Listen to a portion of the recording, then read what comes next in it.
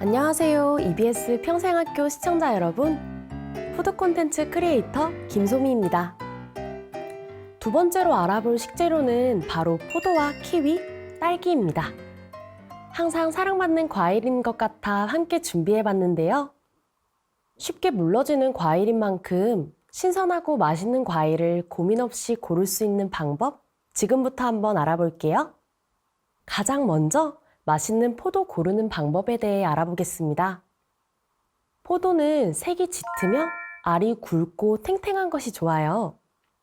그리고 알이 너무 지나치게 밀집되어 있는 것보단 적당히 붙어 있는 것이 더 달콤하고 맛있습니다.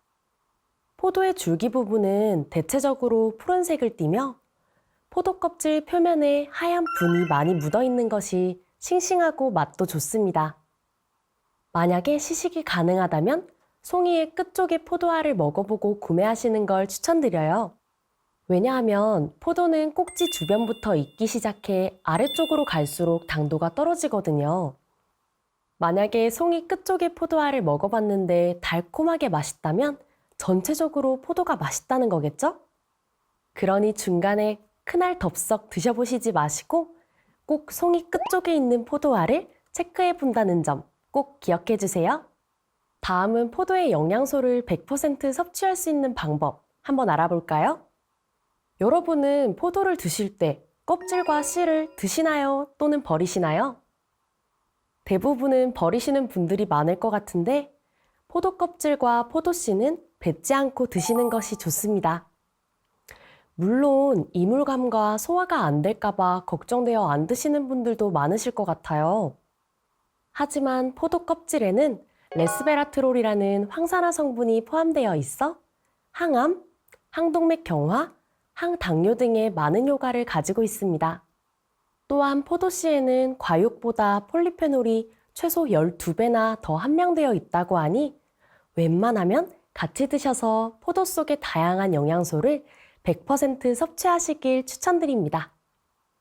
그리고 시원하게 냉장 보관한 포도의 경우에도 드시기 전에는 잠깐 동안 실온에 꺼내두었다 먹으면 당도가 훨씬 더 올라가기 때문에 더 달콤하게 드실 수 있으니 앞으로는 꼭 이렇게 드시는 걸 추천드릴게요.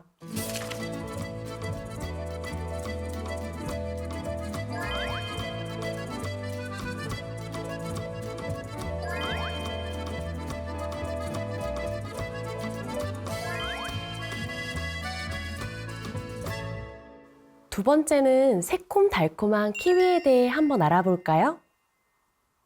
맛있는 키위를 고를 때에는 진한 갈색을 띠며 계란형으로 둥글게 생긴 것이 신선합니다. 당일에 섭취하실 때에는 만졌을 때 어느 정도 말랑한 것이 좋고 오랫동안 보관하실 경우에는 조금 단단한 것을 골라 후숙시켜 드시는 걸 추천드려요. 일정 부분만 물렁물렁한 것은 상했을 수도 있으니 꼭 피해 주시는 걸 추천드립니다. 여러분은 키위를 깎을 때 어떻게 깎으시나요? 키위를 깎을 때는 대부분 껍질 과일을 깎듯이 돌려 깎는 분들이 가장 많으실 것 같아요. 하지만 정말 쉽고 간편한 방법이 있습니다. 그럼 키위 손쉽게 깎는 법 한번 시작해 볼게요. 먼저 키위에는 단단한 심지가 있어 이 부분은 꼭 도려내 주셔야 되는데요. 밑둥을 먼저 잘라줄게요. 반대쪽 부분도 도려내어 줍니다.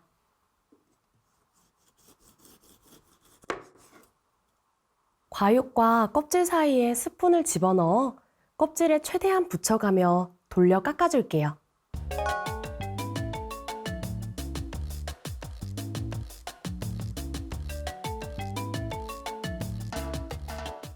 이렇게 넣으면 껍질 부분도 다치지 않고 손쉽게 칼이 없이도 돌려서 깎을 수 있습니다.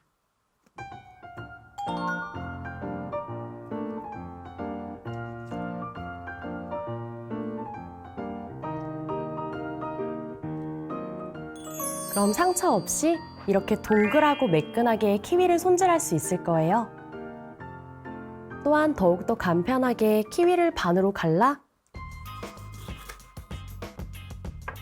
작은 티스푼을 이용해 떠서 드시는 방법도 있습니다. 이러면 더욱 손에 묻지 않고 편하게 드실 수 있겠죠?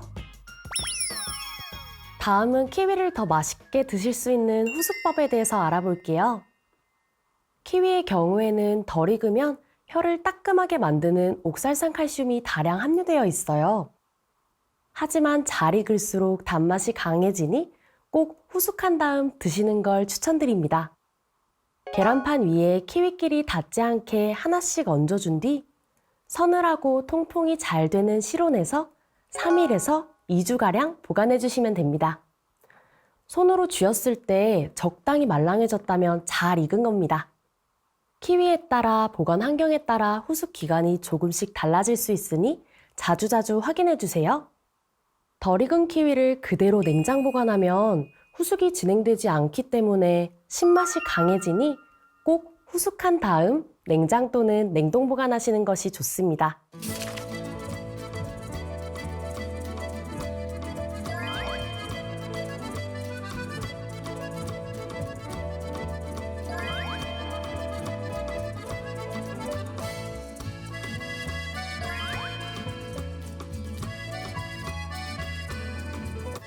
드디어 마지막 챕터, 가장 인기가 많을 것 같은 딸기인데요.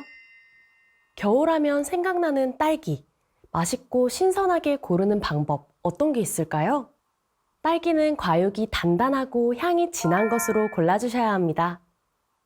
딸기는 품종에 따라 색의 차이도 있기 때문에 색이 그냥 진하기만 한 것보다는 꼭지까지 붉은색을 많이 띠는 것이 좋으며 흰 부분이 있다면 경계선이 선명한 것이 좋아요. 이때 햇빛을 많이 받은 딸기는 꽃받침이 진한 녹색을 띠며 위로 솟아있어요. 그러니 꼭지가 마르지 않고 솟아있는 것이 당도가 더 높겠죠? 사이즈 같은 경우에는 손가락의 2마디 정도의 크기를 가지고 씨가 고르게 박혀있는 것으로 골라주세요. 만약에 박스로 구매하실 때에는 크기가 전체적으로 균일한 것이 좋으니 참고하셔서 구매하면 좋을 것 같습니다. 딸기 같은 경우에는 사실 단맛이 없으면 물 빠진 맛처럼 정말 맛이 없잖아요. 그럼 단맛을 올려주는 색조법은 어떤 것이 있을까요? 맛있는 딸기를 더 맛있게 먹을 수 있는 단맛을 끌어올리는 비법은 바로 연한 소금물입니다. 내부에 수분이 배출되면서 당분만 남기 때문에 딸기 본연의 맛을 훨씬 더 진하게 해줍니다. 그래서 연한 소금물에 꼭지채로 담가준 후 약 30초간 살살 굴려가며 세척해 주시면 돼요. 이때 꼭지를 따고 세척하면 비타민 손실의 위험이 있으니 꼭 딸기는 손질하지 않은 채로 넣어주세요. 세척한 후에는 흐르는 물에 살짝만 헹궈 맛있게 드시면 될 거예요. 딸기 같은 경우에는 수분이 많아 쉽게 물러질 수 있는데요. 딸기를 물러지지 않게 보관하려면 마른 키친타올을 밀폐용기 위에 깔아준 후 꼭지채로 딸기가 아래로 향하도록 띄어서 얹어주시면 훨씬 좋습니다. 딸기가 서로 붙지 않도록 보관한 후 마지막에 키친타올을 덮어서 보관해주시면 훨씬 더 오랫동안 신선하게 보관하실 수 있을 거예요. 그리고 마지막에도 딸기 위에 키친타올로 한 번 더 덮어 통풍이 되도록 뚜껑을 닫지 않거나 구멍을 뚫어 보관해 주시면 더욱 좋습니다. 여러분은 혹시 딸기를 꼭지 아래 흰 부분과 같이 드시나요? 아니면 떼어내고 빨간 부분만 섭취하시나요? 저 같은 경우에도 딸기의 경우에는 흰 부분이 있어서 이 부분은 칼로 도려내고 먹은 적이 많은데요. 사실은 꼭지 부분은 영양분이 공급되는 줄기와 가까워 영양분이 다량 함유되어 있습니다. 그래서 이 초록 잎부분만 살짝 떼어내고 세로로 손질해서 드시는 것이 가장 맛있고 가장 건강하게 드실 수 있을 것 같아요.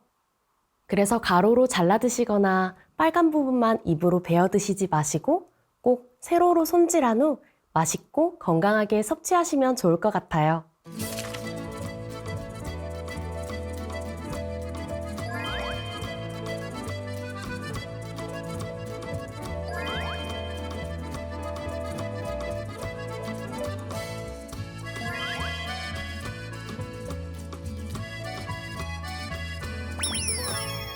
그럼 다음 강의에서는 일상 요리에 가장 많이 사용되고 있는 향채 식재료, 대파, 양파, 마늘과 함께 찾아오도록 하겠습니다.